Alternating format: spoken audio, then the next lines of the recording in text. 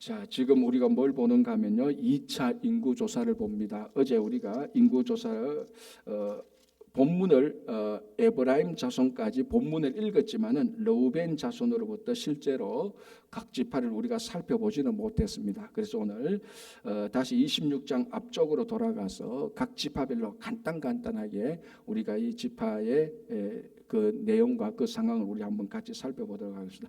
목사님 먼저 방송실에 저거 좀 올려주시기 바랍니다. 저 스크린에 그 도표를 좀 올려주시기 바랍니다. 우리 그거 보면서 계속해서 얘기 좀 하도록 하겠습니다. 자, 다시 본문으로 들어가서 5절 보겠습니다. 26장 5절. 이스라엘의 장자는 르우벤이라 이렇게 되어 있습니다. 그러니까 당연히 인구조사할 때 가장 먼저 나오는 그 지파는 르우벤이죠. 여기 나왔습니다. 저 뒤쪽에도 좀 나오게 해주세요. 지금 하나도 안 보이는데 좀 보이겠어요? 이제 르우벤으로부터 인구 조사를 해서 어디로 끝나는가 하면 제일 마지막에 어디까지 나오는가? 납달리 지파까지 12지파까지 이제 이렇게 인구 조사를 쭉 하게 되거든요. 자, 그러면서 우리가 한번 보겠습니다. 자, 이스라엘 장자는 르우벤이라 이렇게 되어 있습니다.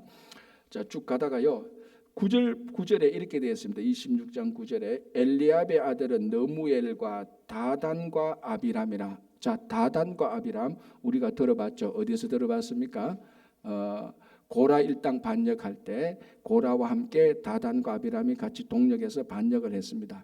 자, 그래서 여기 다단과 아비람은 르우벤 지파고 고라는 레위 지파였습니다. 그죠? 제가 그때도 봤지만은 왜 이 고라 지파과 레위 지파의 고라와 르우벤 지파의 다단과 나비람이 이렇게 연합해서 반역을 일으키는 뭐 여러 가지 이유들이 있을 겁니다. 여러 가지 이유들 가운데 하나가 거기가 이 진별로 자기들이 머물러 있을 때 둘 다 남쪽에 있었기 때문에 아마 거리상으로도 같이 모의하기도 좋았을 수도 있을 것이고 이 두 사람들을 감아 보면요 이게 소외감이 있습니다. 이 사람들이. 왜냐하면은 르우벤 지금 오늘 인구조사할 때 르우벤이 제일 먼저 나오기는 하지만은 지금 이거는 그러니까 이름만 장남이에요. 이름만 장자고 다 오늘 이제 그 본문을 보겠지만 이름만 장자라서 제일 먼저 나왔지만 실제로 리더십은 르우벤에게 별로 없습니다.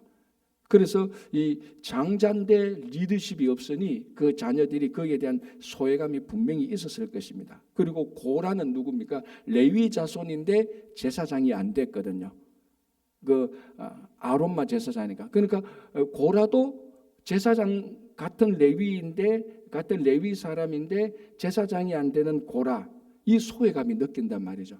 그리고 한쪽은 제사장이 안 된 소외감, 한쪽은 자기들이 장자 집한테 리더십을 빼앗긴 소외감. 이 둘이가 합치니까 이제 막 원망과 불평이 되고 반역이 일으킬 수 있는 심리적인 충분한 이유가 있는 겁니다. 자, 지금 그걸 얘기하고 있는 거예요. 자, 한번 보십시오, 여러분. 이게 지금 인구 조사를 하고 있는데 예를 들어서 서불론 족속, 갓 자손 이런 거는 그냥 갓 자손에서 어떤 종족이 났고 어떤 종족이 났다라 그냥 일쭉하고 몇 명이었다라 이렇게 하면 이게 가장 전형적인 인구 조사입니다.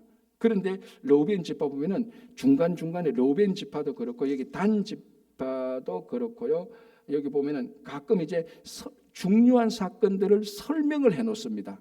지금 이 인구 조사하는데 여러분 생각해 보세요. 인구 조사하는데 인구 조사만 르우벤 자손의 어느 종족인데 어느 종족이 몇 명 합쳐서 몇 명이다. 이렇게만 하면 되는 거예요. 여기 가장 공식적인 인구 조사를 내는 보고서인데 르우벤은 여기 뭐라고 말합니까? 반역 일으킨 걸 얘기하고 있거든요. 자, 다시 한번 보시면 9절 10절 엘리압의 아들 느무엘과 다단과 아비람이라. 이 다단과 아비람은 회중 가운데서 부름을 받은 자들이니 고라의 무리에 들어가서 모세와 아론을 거슬러 여호와께 반역할 때에. 자, 인구조사할 때 반역했던 이 사건, 과거에 일어난 사건 기록 안 합니다. 그죠?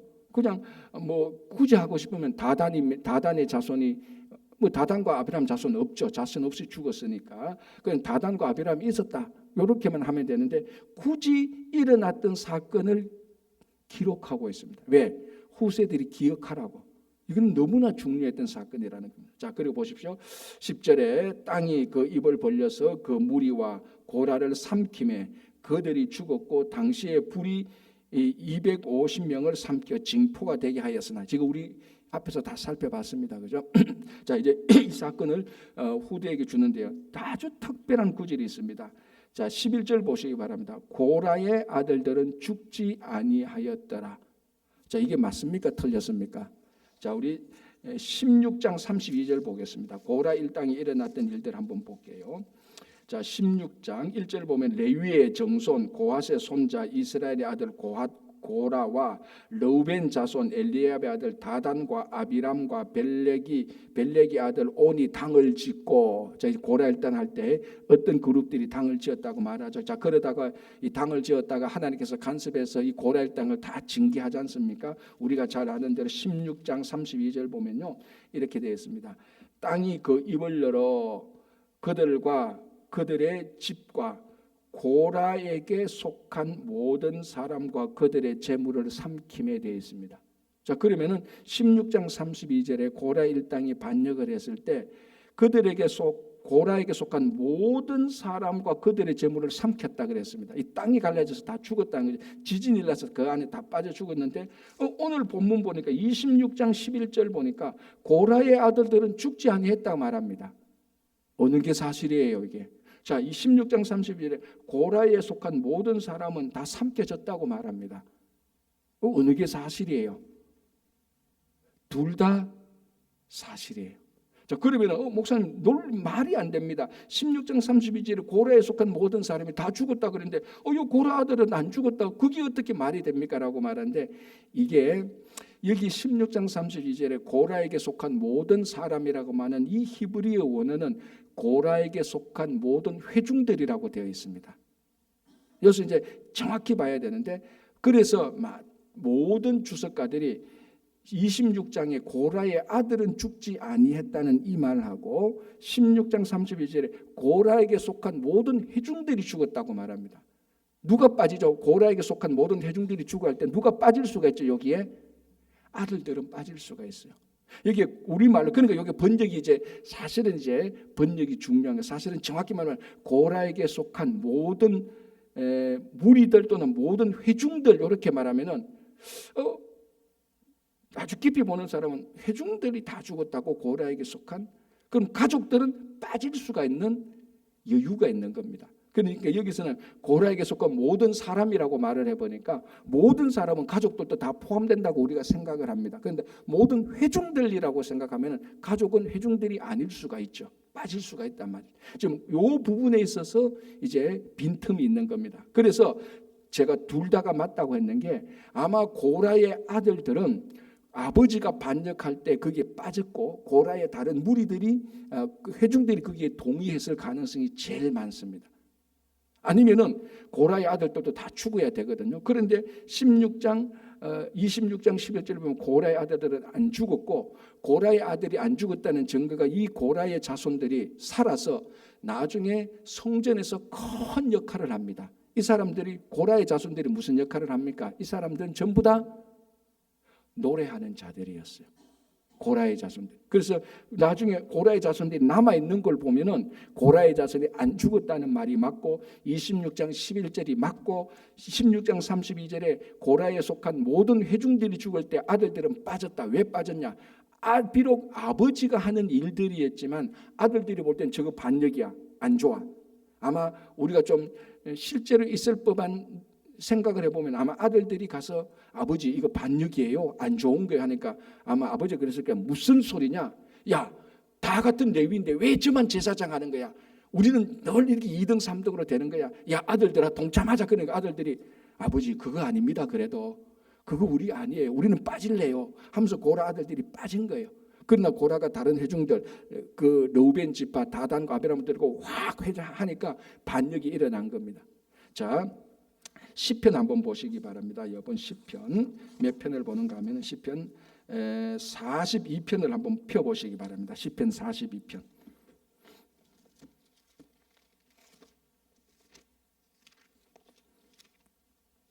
시편 42편 한번 볼게요. 자, 뭐라고 되어 있습니까? 뭐라고 되어 있습니까? 그렇죠. 여러분 다 성경에 그렇게 되어 있죠. 시편 42편은 제2권 이렇게 되어 있습니다. 그렇죠? 1절이 하나님이여 사슴이 시냇물을 찾기에 갈급한 거죠. 요 앞에 뭐가 되어 있습니까? 고라 자손의 마스길 됐어요. 마스길이라는 뜻은 교훈이거든요. 자, 이게 이 시편 42편은 누가 지은 겁니까? 고라 자손이 지은 거예요. 그 고라 자손이 죽었다면 이 시 누가 지었습니까? 아무도 못 지은 거예요. 자, 이게 42편 그렇고요. 43편은 이어지는 거거든요. 44편 보시기 바랍니다. 고라 자손의 마스길. 자, 시편은 뭐냐면은 시이기도 하지만 찬양이에요. 고라 자손들이 대대적으로 성전에서 찬양하는 아주 중요한 인물이었습니다. 왜? 레위 지파가 찬양하는 지파였잖아요. 그러니까 레위 지파에서 고라 자손 레위 지파인데 그래서 찬양하는데 굉장히 중요한, 오늘날 우리말로 하면 성가대 대장이나 성가대 지휘자 역할을 하신 사람들입니다. 그래서 작사 작곡도 했고 찬양을 부르습니다. 45절 보시기 바랍니다. 한두 편이 아니에요. 45절 고라 자손의 마스길. 46편 보시기 바랍니다. 고라 자손의 시. 47편 보시기 바랍니다. 고라 자손의 시. 48편 고라 자손의 시 곧 노래. 49편 고라 자손의 시 인도자를 따라 부르는 노래. 한 편이 아니에요. 8, 9편이고요. 다시 한번 또 볼게요. 이게 제가 찾아보니까 또 어디 있는가 하면요. 시편 84편 보시기 바랍니다. 시편 84편. 이제 뭘 봐야 됩니까? 제목 봐야 되죠. 고라 자손의 시. 85편 보시기 바랍니다. 고라 자손의 시. 그리고 87편, 86편은 다윗의 기도고요. 87편 보시기 바랍니다. 고라 자손의 시, 곧 노래. 그리고 88편 고라 자손의 찬송시. 몇 편입니까? 10몇 편을 시편에 고라 자손이 지은 겁니다. 죽었다면은 이 고라 자손이 이런 노래를 부를 수 없고, 역대상 25장 25장과 26절 보면 고라 자손이 성전에서 얼마나 중요한 노래 부르는 자의 역할을 했다는 것을 알 수 있습니다. 그래서 제가 이 두 본문 26장에 고라 아들은 죽지 아니했다는 이 말씀과 고라 자손에 속한 모든 사람이 죽었다는 말하고 차이를 제가 본 겁니다. 그래서 고라에게 속한 회중들은 다 죽었는데 아들들은 거기에 가입을 안 한 거예요. 아버지 이거 반역이에요. 우리 안 할 겁니다. 그래서 구약에서 뭐라고 말합니까? 아버지의 죄가 아들에게 전달된다 안 된다? 안 된다. 그렇죠. 이 되게 중요한 거죠. 아버지의 죄는 아버지에게만 묻는다. 아들은 우리 말하면 연좌죄가 안 된다는 겁니다. 아버지 죄 지었다고 해서 아들이 자동적으로 죄 짓는 거 아니에요. 그래서 고라임으로 보면 고라는 죄를 지었지만 아들들은 반역에 가입 안 해서 죽지 아니했다고 26장에 인구조사를 할 때 이것을 정확히 기록하고 있어요. 고라 자손은 안 죽었다는 겁니다. 고라는 죽었지만. 그리고 이제 다단과 아비람은 죽었다. 왜? 다단과 아비람은 누굽니까? 고라에게 거기에 빠져들어간 회중들이거든요. 죽었다는 겁니다. 그렇게 해서 르우벤의 인구 조사를 볼 때 우리는 인구가 몇 명이었냐 이것도 중요하지만은 이게 인구 조사 외에 중요하게 기록한 내용들이 굉장히 중요한 거죠. 자, 또 이거 같은 맥락으로 26장 레위 지파 볼 때 보십시오. 레위 지파 볼 때 여기 나왔죠. 57절 보시기 바랍니다. 57절부터 레위인을 계수하거나, 레위인은요 12지파 계수할 때 계수 안 하고 따로 계수한 거예요. 자, 저기 도표를 한번 보시기 바랍니다. 저 도표에 레위 지파가 있습니까? 없습니까? 없죠. 원래 있어야 되면 몇 번째로 있어야 되죠? 세 번째 들어가야 되죠. 레위가 야곱의 세 번째 아들. 그러니까 세 번째 지금 누가 들어가 있습니까? 대신 갓이 들어가 있어요. 갓 지파가 들어가 있고 레위 지파는 뺐습니다. 레위 지파는 12지파 카운트할 때 안 들어가는 거예요. 왜 안 들어가죠? 그렇죠. 가나안 땅에서 분배받을 기업이 없으니까 뺀 거예요. 그래서 오늘 2차 인구조사 목적이 뭐라고요? 가나안에 들어가서 땅 분배해 주기 위해서 인구조사한 겁니다. 인구가 많으면 넓은 땅, 적으면 좁은 땅, 그거 하기 위해서 인구조사를 한 건데 레위인은 12지파 할 때 조사를 안 합니다. 왜? 너희들은 물려받을 땅이 없다.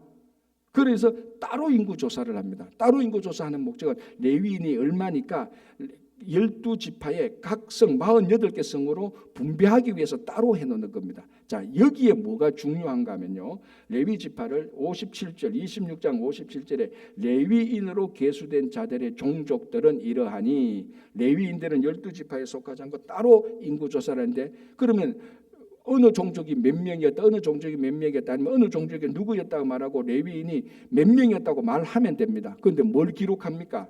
자, 60절 보시기 바랍니다. 아론에게서 나답과 아비후와 엘르아살과 이다말이 났더니 나답과 아비후는 다른 불을 여호와 앞에 들이다가 죽었더라. 이 사건을 기록하고 있어요. 인구조사에 사건을 기록할 이유가 없죠. 어느 종족이고 몇 명이만 기록하면 됩니다. 굳이 사건을 왜 기록합니까? 후대들이 반드시 이 사건을 기억하라는 의미였죠. 그래서 르우벤 지파할 때도 사건을 기록했고 레위 지파할 때도 사건을 기록하는 겁니다. 아니, 인구조사하는데 왜 기록해? 그만큼 후대들이 반드시 기억하는 겁니다. 자, 이거 우리 앞에서 살펴봤지 않습니까? 나답과 아비후가 누굽니까? 아론의 첫째 아들, 둘째 아들이지 않습니까? 우리가 앞에서 봤지 않습니까? 처음 자기들이 제사장이 되어서 불을 드릴 때 하나님이 명한 다른 불을 가지고 왔습니다. 하나님이 명하지 않은 다른 불을 가져왔다가 적사하지 않습니까? 그래서 셋째 아들 엘르아살이 제2대 대제사장이 되었지 않습니까? 그래서 지금 이 모든 말씀들은 모세와 엘르아살에게 주는 내용입니다. 원래는 이 엘르아살 자리에 사건이 없었다면 엘르아살 자리에 누가 있어야 됩니까? 나답이 있어야 되는 거죠. 첫째 아들이니까. 그런데 이것을 기록하고 있습니다.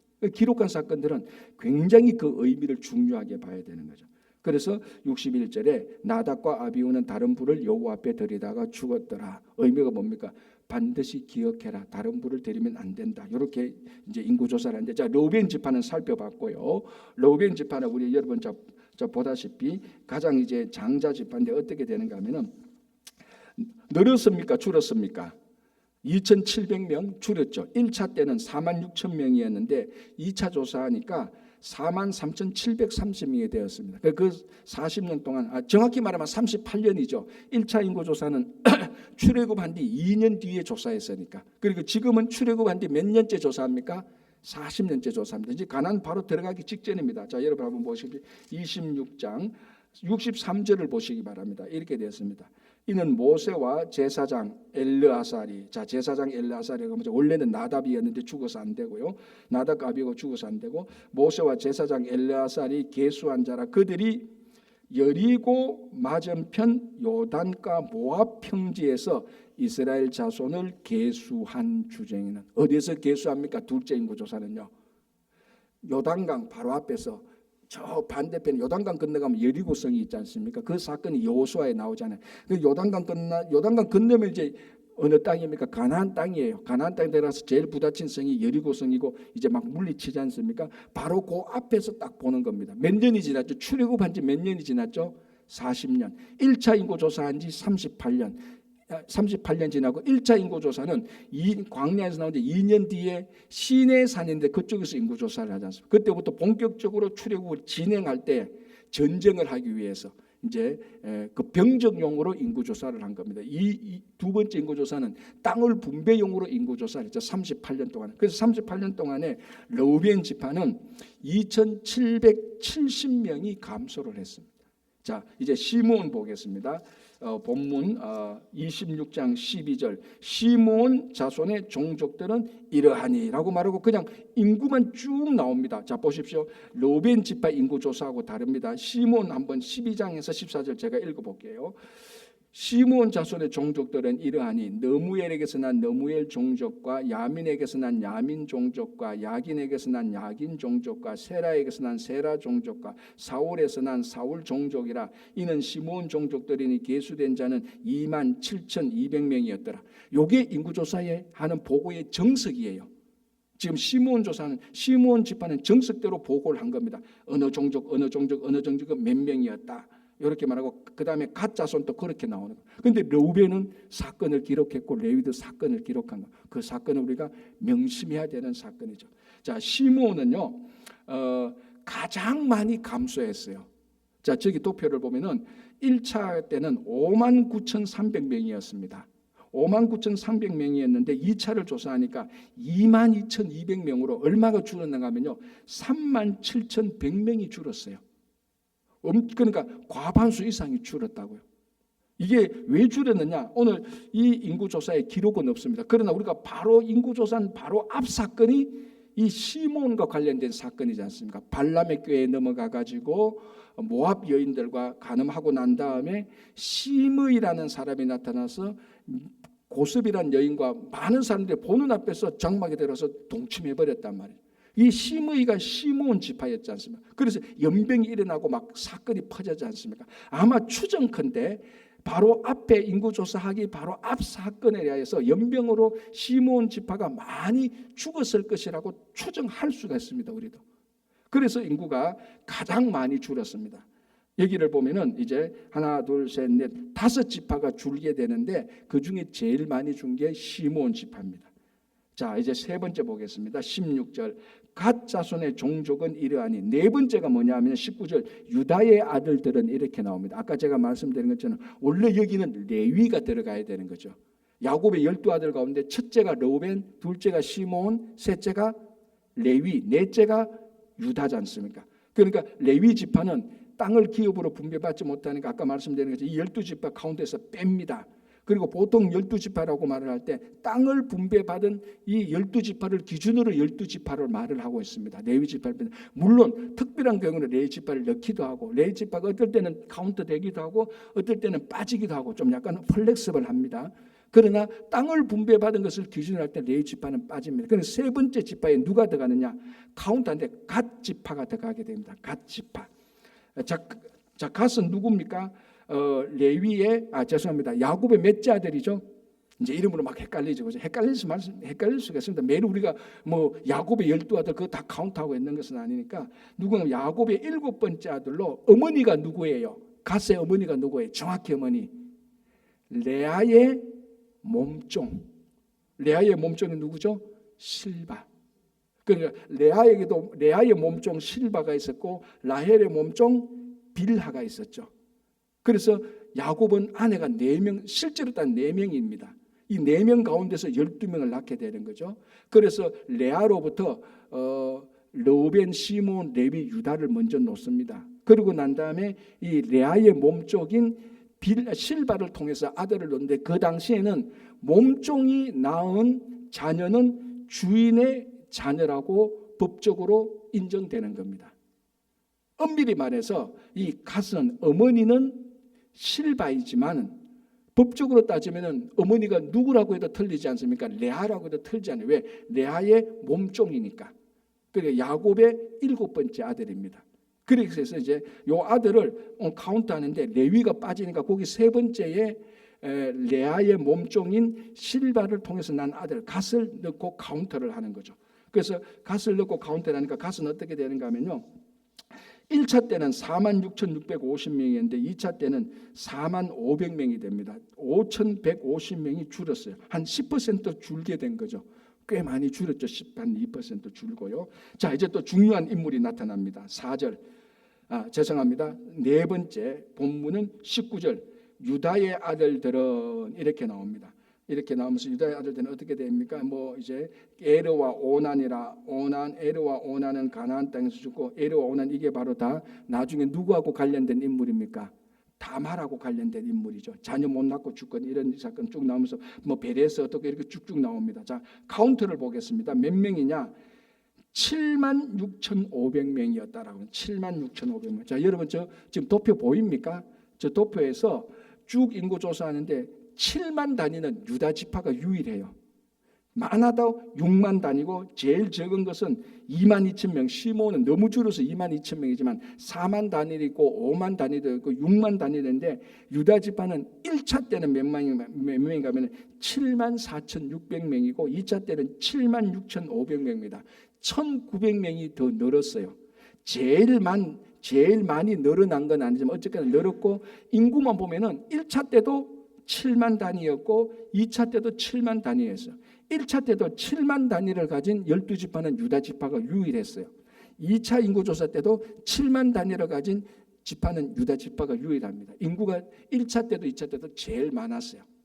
자, 인구 조사하는데 제일 잘한 건 뭡니까? 인구 많은 게 최고죠. 인구 조사하는데 인구 많은 게 최고예요.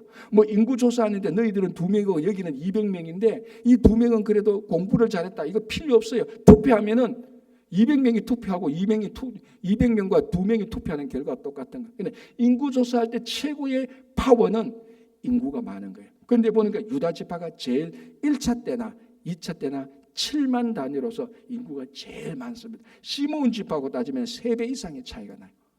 이게 뭘 의미합니까? 1차 때도 2차 때도 가장 우리말로 하면은 목소리가 큰 사람은 누가 된다? 유다 지파가 된다. 그럼 투표하자. 우리 식으로 투표하자. 우리는 7만 단위다. 그러니까 시므온 지파 3개를 묶어야 유다 지파하고 필적할까 말까요? 우리 회사에서 경영회의 할 때 이사들 딱 모였을 때 누가 주식 많이 가지고 있느냐, 그게 최고인 것처럼 인구조사에는 인구 많은 게 최고인데 유다 지파가 최고예요. 뭘 의미합니까? 지금 4번째로 카운트되지만 실제적으로 리더십을 행하고 있다는 것을 인구조사로도 알 수 있습니다. 그리고 우리가 앞에서도 이미 봤지 않습니까? 그렇죠? 유다가 넷째 아들이었지만 계속해서 리더 역할을 하고 있다. 왜? 르우벤, 시몬, 레위가 다 실격했지 않습니까? 르우벤은 서무하고 동침해서 아웃. 그리고 둘째 시몬과 레위는 뭐 때문에 아웃됩니까? 세겜에서 학살 사건 있지 않습니까? 세겜에서 학살 사건. 그러니까 세겜 종족을 학살했다가 야곱 가족이 다 몰살할 뻔했습니다.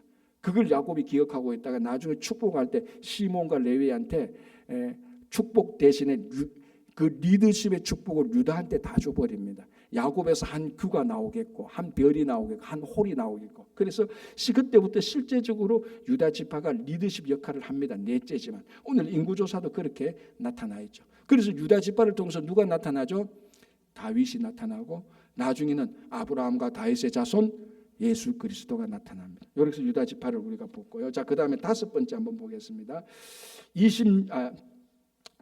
23절 이렇게 됐습니다. 이사갈 자손의 종족들은 그냥 특별한 기술 없이 이사갈은 기록하고 있는데, 이사갈은 1차 때는 54,400명인데 2차 때는 64,300명입니다. 9,900명이 늘어요. 약 10,000명이 늘게 되는 겁니다. 많이 그래도 는 셈이죠, 그죠? 그래서 이사갈 자손인데, 이사갈은 야곱의 몇 번째 아들입니까? 야곱의 9번째 아들이에요. 그러니까 어떻게 하면 야곱이 4명의 아들을 낳고 그 다음에 라헬의 몸종이 낳고 레아의 몸종이 아들을 낳고 그리고 레아에부터 다시 또 아들 2명을 더 낳아요. 그 2명 낳은 아들 하나가 서불론이고 그 다음에 납달리죠. 죄송합니다. 이사갈이죠. 이사갈이 9번째 인물로 나타났는데 이사갈이 그렇죠. 이사갈은 레아로 따지면 레아의 5번째 아들이죠. 4명을 낳고 나중에 1명 더 낳고, 이게 야곱의 전체 아들로 보면은 9번째 아들입니다. 이사갈이 3번째로 인구가 많게 되는 것이고요. 자, 다음에 스불론이죠.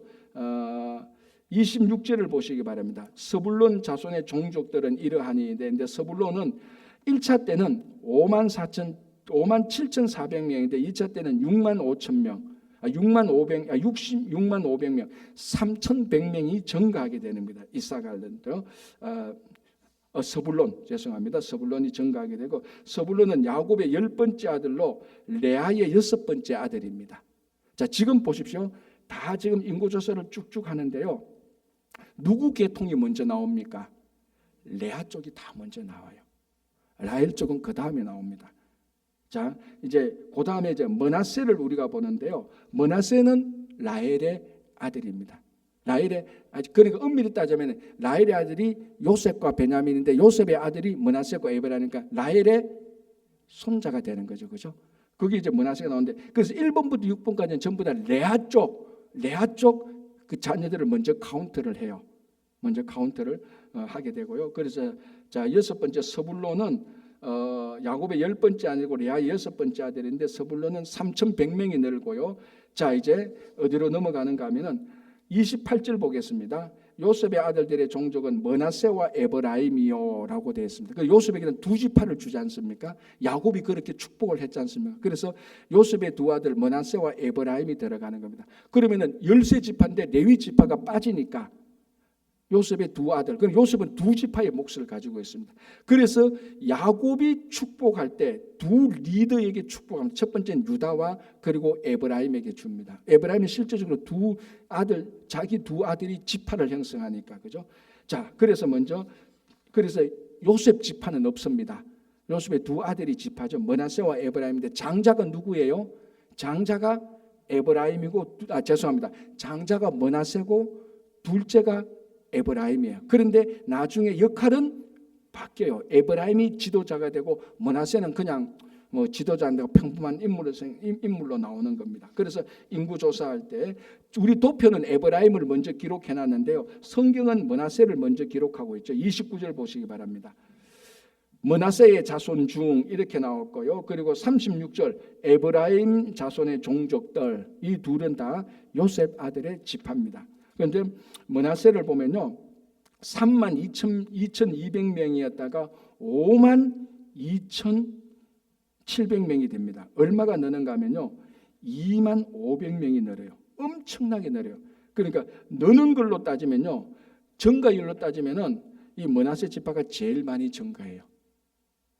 므낫세. 그리고 이 므낫세 지파는 요단 동쪽과 요단 서쪽 두 곳의 땅을 차지하게 되는 겁니다.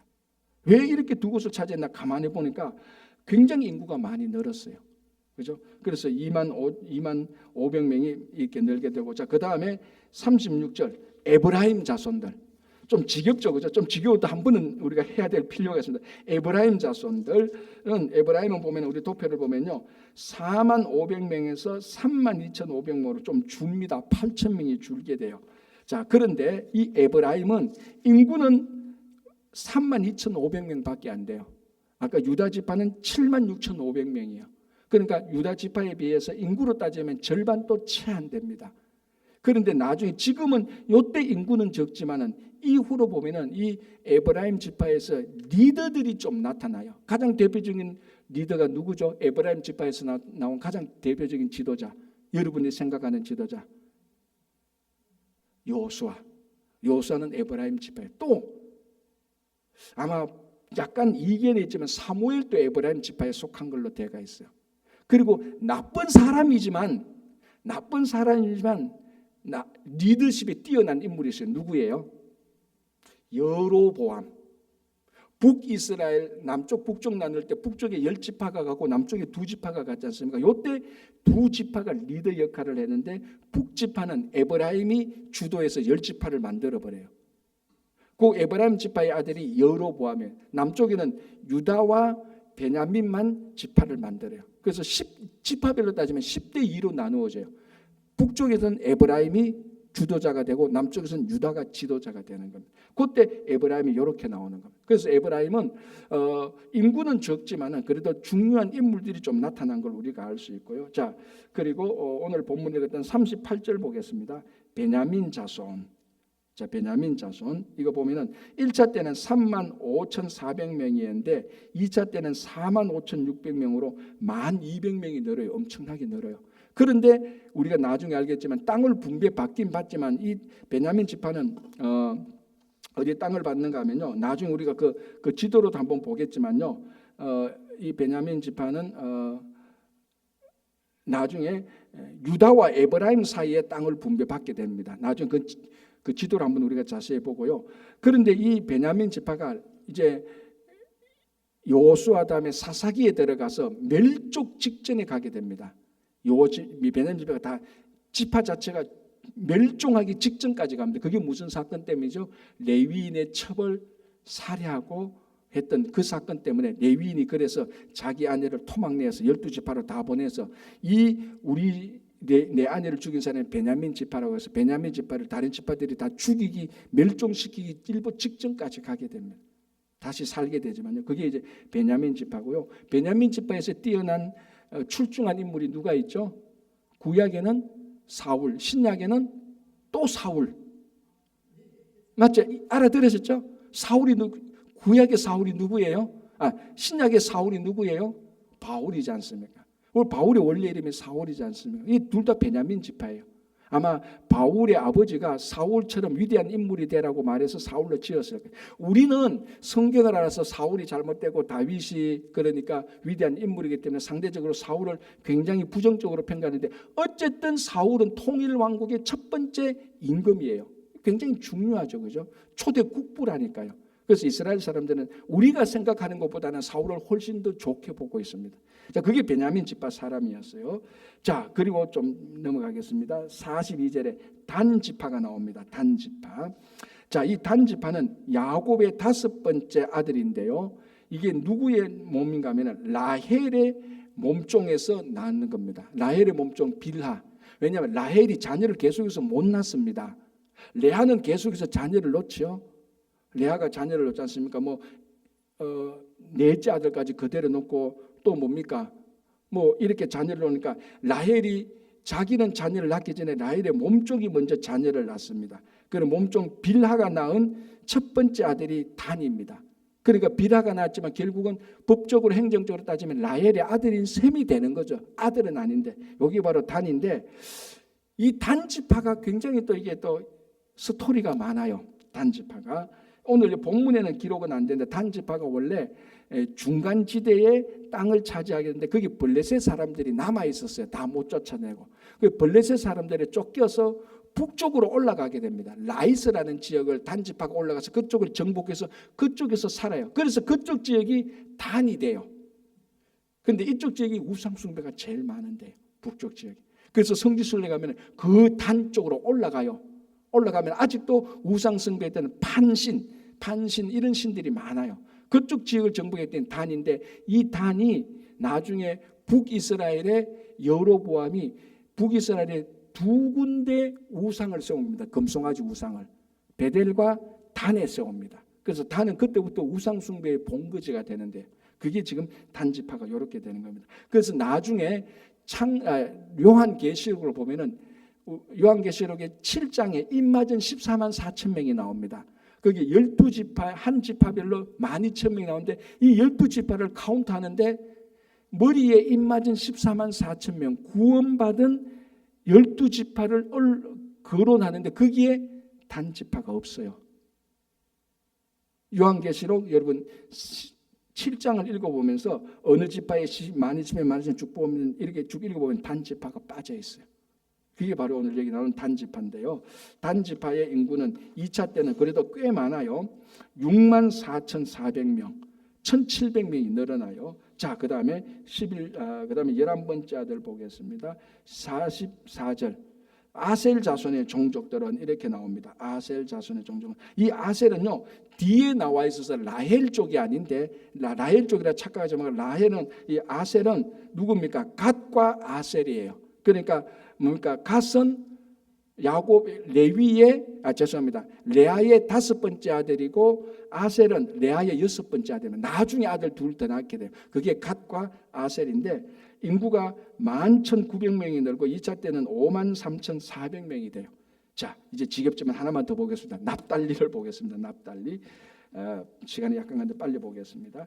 48절. 납달리 자손은 그들의 종족대로 이렇게 했는데, 납달리가 이제 마지막이죠. 납달리는 53,400명에서 45,400명으로 해서 8,000명이 줄어요. 그래서 전체적으로 보면요, 1차 때는 60만 3,550에서 2차 때는 60만 1,730으로서 1,820명이 줄고, 퍼센트를 따지면 0.3% 줄어요.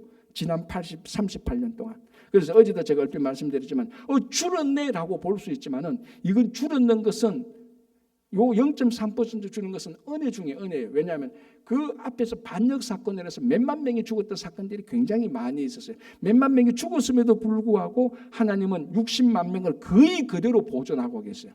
거의 그대로. 0.3%만 빠지고. 그래서 하나님께서 아브라함께서 생육하고 번성하는 이 약속을 이스라엘 백성들이 반역을 하고 해도, 하나님은 하나님의 방법대로 그 자손을 지키고 나가서 출애굽 2차 때 보니까 인구가 거의 줄지 않은 상태로 그 60만이 그대로 요단강을 건너서 들어가게 되는 겁니다. 그래서 좀 지겹게 우리가 봤지만 2차 인구조사가 이렇게 해서 인구조사를 쭉 한번 하고 이제 가서 이제 땅을 분배하는 그런 내용들을 우리가 다음에 한번 보도록 하겠습니다. 기도하겠습니다. 하나님 아버지 감사합니다. 이스라엘 백성들이 40년 광야 생활을 거의 마치고 이제 가나안 땅을 분배받기 직전에 인구조사를 한 것을 보게 됩니다.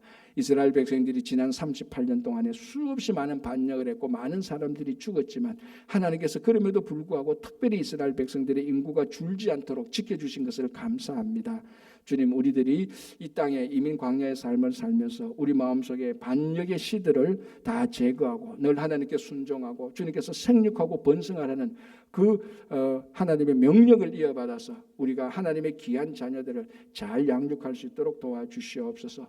우리 조국 대한민국과 미국을 살펴주시고 그리고 아버지 하나님 또 우리 사역들 야외 예배와 아마존 선교회도 주님께서 큰 은혜를 더하여 주시옵소서. 감사하오며 예수님 이름으로 기도합니다. 아멘.